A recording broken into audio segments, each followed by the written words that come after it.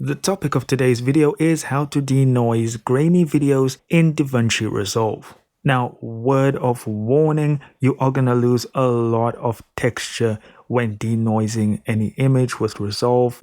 I think the denoiser needs some work. So we're going to start in the color tab today. And we're going to click on our video and then right click and say add node and then add serial before. You can also do this with Shift S. So now we're going to make sure that we are on our new node. So you'll see it's highlighted in red.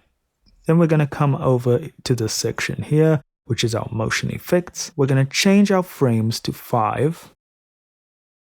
We're going to put this on better. This section will leave on medium. Now you'll see under temporal threshold, our luma and our chroma are linked.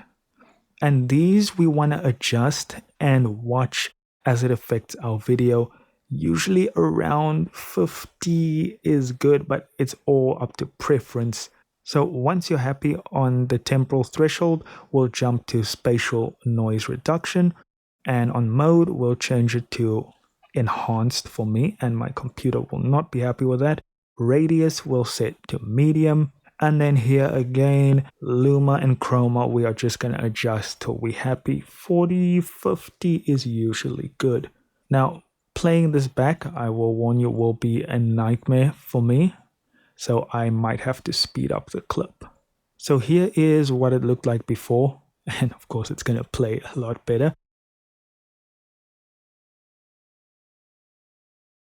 And after the effect, it is going to look like such. So it's an improvement, most definitely. I think I chose a rather easy image with all that noise. But yeah, when it's minimal noise, you're going to notice that smoothness. But anyways, thank you so much for watching. Do consider liking and subscribing, and I'll see you in the next video.